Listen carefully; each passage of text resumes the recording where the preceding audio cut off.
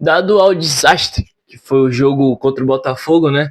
Lá no Engenhão, o Bahia está numa situação desesperadora para o jogo de amanhã contra o Flamengo na Fonte Nova. Quem estava lesionado do time titular continuou sendo desfalque e algo aconteceu lá no Engenhão. Uma arbitragem completamente tendenciosa, tenebrosa, completamente horripilante. Deixou quase todos os nossos titulares suspensos para o jogo contra o Flamengo. Arias, Nestor, Gabriel Xavier estão suspensos. Teve algumas lesões também. Juba acabou se lesionando. Ainda não se sabe a gravidade da situação da lesão dele. Ramos Mingo também acabou se lesionando. E a gente está numa situação desesperadora. Eu tinha comentado no vídeo contra o Botafogo que David Duarte estava se recuperando. Estava num processo lento de recuperação. E o clube simplesmente se desesperou e botou ele para treinar junto com o elenco, para ele virar opção no próximo domingo. O que é uma situação completamente que revela o amadorismo que o Bahia está passando recentemente. O Bahia não tem opções quando se trata de lesão. Canu, David estão lesionados, Mingo também está, e Gabriel Xavier está suspenso. Você tinha de opção Fred e Luiz Gustavo apenas, de zagueiro de ofício.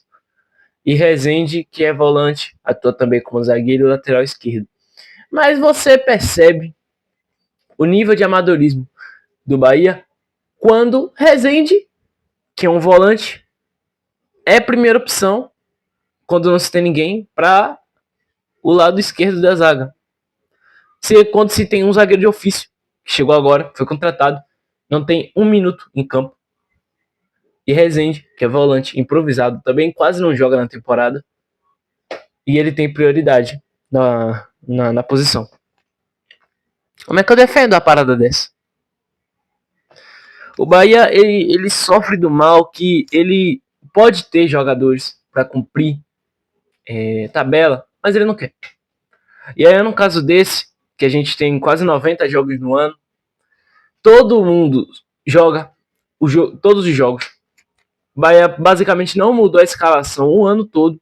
Era Pulga, Lute e Ademir na frente.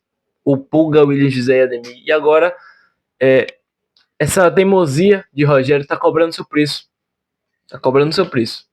Porque no começo do ano a gente só tinha um ponto esquerdo. Na real, a gente tinha dois. Biel foi vendido e só tinha Pulga de ponta esquerda. Ceni estava usando Cauli de ponta. Cauli é meia armador, meia ofensivo. Nada mais e nada menos. E ele quis inventar Cauli de ponta, não rendeu. Quis inventar Cauli de centroavante, também não rendeu. E o Rogério Ceni simplesmente não largou dessa teimosia.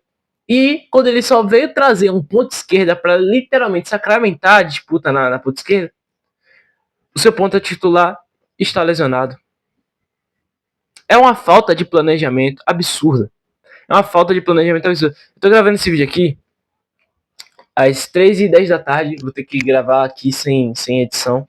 Vou jogar esse vídeo puro no YouTube, que realmente estou sem tempo para editar. Tem alguns outros apresentadores, a gente está sem tempo para gravar umas coisas, mas a gente já está preparando o conteúdo. E simplesmente, nessa situação que a gente não pode recorrer a mais nada. O único jogador que realmente está em condições de jogo, mas que estava lesionado, era David Duarte. Sanabria foi suspenso, inclusive eu acabei esquecendo dele.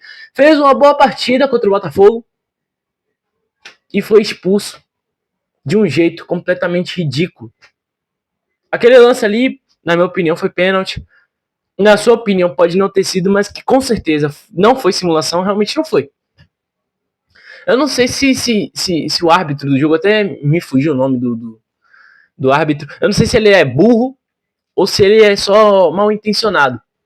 Porque ali era claramente ou uma jogada de cartão amarelo pros caras e pênalti pra gente, ou era jogada pra mandar o cara levantar e falar, olha, não foi nada, mas não foi simulação ali. Ali teve contato. Pode até dizer que não foi pênalti, pode até dizer que não foi alguma coisa, mas que se foi simulação, realmente não foi, velho. Na minha opinião, ali se não era simulação, era pênalti, era falta dentro da área. Logo se caracteriza pênalti. E ali podia mudar o rumo do jogo pra gente. Ali a gente podia ter empatado o jogo e ter trazido um ponto cá pra casa. Mas o juiz, tendencioso, mal intencionado, expulsou o cara de uma forma completamente coerente. E a gente também precisa falar do jogo, do árbitro. Porque ele não era de dar cartão. E ele simplesmente distribuiu 10 cartões amarelos. E a maioria para os jogadores do Bahia. Direto os jogadores do Botafogo puxando a gente, empurrando os jogadores. E não teve quase um cartão amarelo para os caras. Não teve uma punição sequer. E aí se o jogador do Bahia espirrava em campo, o cara queria dar amarelo. Assim fica complicado. Já vem sendo recorrente as reclamações, as reclamações sobre os árbitros que a CBF vem escolhendo, sobre certas decisões de arbitragem. Teve aquele exemplo ali daquele pênalti de Braithwaite, que não foi pênalti porra nenhuma, que no caso Braithwaite pisou na mão de Marcos Felipe, era falta a favor da gente, e ele resolveu dar pênalti. O VAR tentou mudar a opinião do árbitro, e ele não quis saber. A opinião dele foi a que prevaleceu, e a gente perdeu aquele jogo devido a este pênalti. E esse jogo a gente nem conseguiu empatar devido à má intenção desse pseudo-árbitro de futebol, né? Pseudo-árbitro. Não dá para considerar isso um árbitro FIFA, não dá para considerar isso um árbitro da CBF. Porque chega a ser triste. E outra, uma coisa que eu acabo tendo que comentar é a omissão do Sport Clube Bahia quando se trata de arbitragem. O Sport teve um jogo aí contra o Palmeiras, foi prejudicado, se não me engano, foi 2 pênaltis que o árbitro deu pro Flamengo. O Flamengo não. Olha, eu tô louco aqui. Contra o Palmeiras. E o CBF, e o Sport estava estudando aí para poder ir na CBF realmente reclamar. O Bahia sequer pensa. O Bahia não pensa em, a gente foi prejudicado aqui, vamos lá, dar um ofício à CBF. Já tem 3 anos. 3 anos. O Bahia sendo prejudicado, o Bahia sendo assaltado dentro e fora de casa. E o que é que o Bahia faz? Nada. Nada, o Bahia omite. O Bahia simplesmente levanta a cabeça e segue. Bom, né, devido aos desfalques, né, que eu já falei lá no vídeo do Botafogo, e esses cartões amarelos, né, que tiraram os nossos jogadores de jogo, muito provavelmente a escalação titular do jogo vai ser Ronaldo, Fred, né, Gilberto na lateral direita e Zé Guilherme na lateral esquerda. A dupla de zaga pode ser uma surpresa, pode ser Fred e Luiz Gustavo, Fred e Rezende, Fred e David Duarte e Rezende, David Duarte ou Luiz Gustavo. Vai ser uma surpresa, né? Acevedo e Jean Lucas, né? Como o Everton Ribeiro tomou uma pancada lá, tanto que não voltou pro segundo tempo, ele pode ser dúvida pro jogo contra o Flamengo, né? Então, como o Rodrigo Nestor está suspenso, Michel Araújo pode entrar em seu lugar. E o trio de ataque pode também ser uma grande surpresa, pode ser Cauli, Thiago, Ademir, Cauli, William José, Ademir, Thiago, William José e Ademir, pode ser muitas opções, né? Mas muito provavelmente Cauli vai ser titular. Só espero que ele seja meio ofensivo e não ponta. Eu tô botando ele de ponta aqui porque muito provavelmente é o que Rogério Ceni vai escolher, né? Eu não concordo, mas tem que ser realista. Muito provavelmente é o que ele vai escolher. Meu palpite para esse jogo é 1-0 Bahia. O jogo vai ser realmente pegado. Assim como a gente, o Flamengo também tá cheio de desfalques. Muito provavelmente eles vão querer poupar, né? Contra a gente. Já sabe que vai ganhar. Não que eu esteja com esse pensamento, mas tem 5 anos que a gente não ganha dos caras, entendeu?